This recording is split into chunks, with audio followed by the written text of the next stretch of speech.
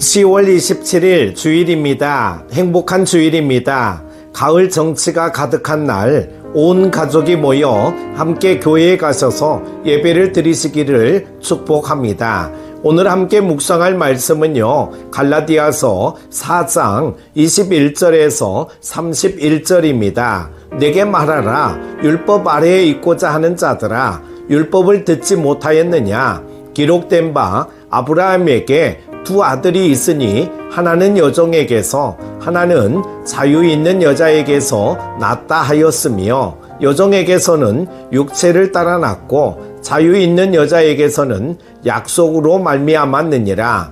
이것은 비유니 이 여자들은 두 언약이라. 하나는 신의 산으로부터 종을 낳은 자니 곧 하갈이라. 이 하갈은 아라비아에 있는 신의 산으로서 지금 있는 예루살렘과 같은 곳이니 그가 그 자녀들과 더불어 종노릇하고, 오직 위에 있는 예루살렘은 자유자니 곧 우리 어머니니라. 오직 위에 있는 예루살렘은 자유자니 곧 우리 어머니라. 기록된 바 잉태하지 못한 자여 즐거워하라. 산고를 모르는 자여 소리질러 외치라. 이는 홀로 사는 자의 자녀가 남편 있는 자의 자녀보다 많음이라 하였으니, 형제들아 너희는 이삭과 같이 약속의 자녀라. 그러나 그때에 육체를 따라 난 자가 성령을 따라 난 자를 박해한 것 같이 이제 또 그러하도다. 그러나 성경이 무엇을 말하느냐? 여종과 그 아들을 내쫓으라. 여종의 아들이 자유 있는 여자의 아들과 더불어 유업을 얻지 못하리라 하였느니라. 그런즉 형제들아, 우리는 여종의 자녀가 아니요 자유 있는 여자의 자녀니라. 아멘. 아브라함은 하나님께서 별과 바다의 모래와 같이 많은 자녀를 주시겠다는 약속을 들었습니다. 하지만 약속의 자녀에 대한 출산이 늦어지자 아브라함은 사람의 방법을 통하여 자녀를 낳기로 결정합니다. 그래서 아브라함은 하갈이라는 여인을 통하여 이스마엘이라는 아들을 낳게 됩니다. 하지만 하나님께서는 이스마엘을 하나님께서 정하신 자녀로 인정하지 않으셨습니다. 이후에 아브라함이 100세에 낳은 아들인 이삭은 약속의 자녀로 인정해 주셨습니다.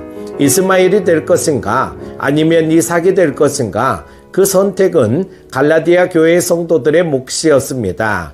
하지만 바울은 28절을 통해 분명히 이렇게 말합니다. 형제들아 너희는 이삭과 같이 약속의 자녀라.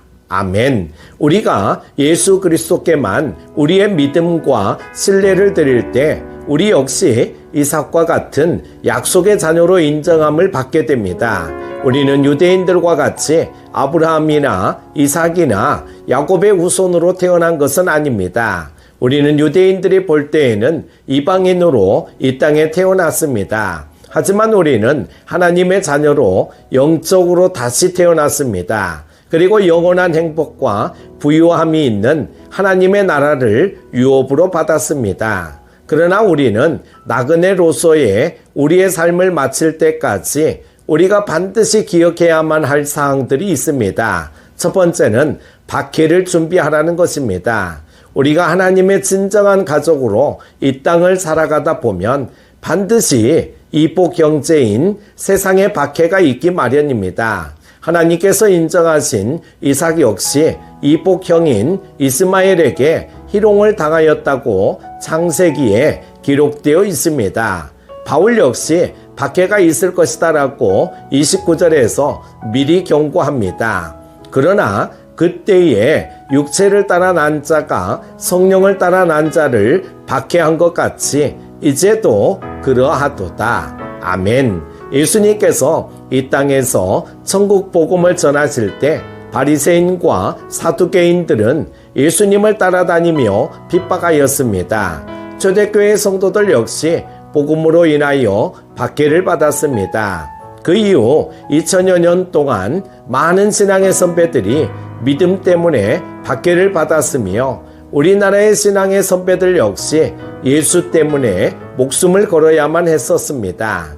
오늘 우리에게도 마찬가지입니다. 세상은 복음을 거부하고 믿음의 자녀인 우리가 넘어지도록 박해하며 믿음을 포기하도록 유혹합니다. 때로 이러한 유혹과 박해는 우리를 비참하게 만들 수가 있으며 절망스럽게 만들 수 있습니다. 하지만 승리하신 우리 주님을 닮아 이 세상의 박해를 이겨야만 합니다. 믿음으로 이겨낼 수 있습니다. 두 번째는 하나님의 은혜만을 바라라는 것입니다.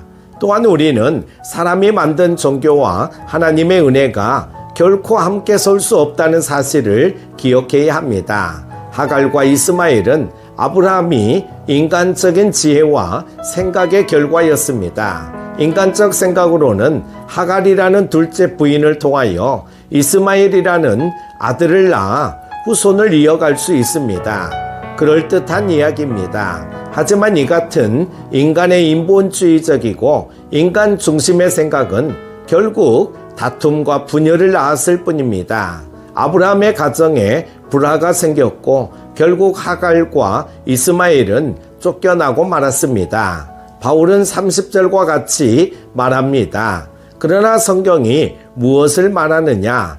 여종과 그 아들을 내쫓으라. 여종의 아들이 자유 있는 여자의 아들과 더불어 유업을 얻지 못하리라 하였느니라. 아멘. 인간의 생각과 인간의 계획은 그리스도인들에게 있어서 버려야만 할 일입니다. 내 생각과 내 욕심은 성령의 법을 거스르는 모습이며 하나님께서 주시는 은혜와 자유를 막아서는 것이 됩니다.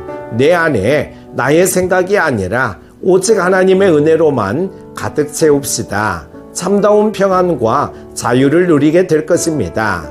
세 번째로 하나님의 자녀의 삶을 살아갑시다. 우리가 이스마엘과 같이 율법의 삶을, 종의 삶을 살 것인가, 아니면 이삭과 같은 자녀의 삶을 살 것인가를 결정하는 것은 우리에게 달려 있습니다. 이 새벽 세상의 종이나 내 욕심의 종이 아니라 하나님의 자녀로 살아가기로 선택합시다. 하나님께서 우리 인생을 책임지시고 우리를 형통케 인도해 주실 것입니다. 오늘 함께 기도할 제목은요, 하나님의 은혜를 내 마음에 가득 채워주소서. 우리 교회가 기본으로 돌아가서 사명 감당하게 하옵소서.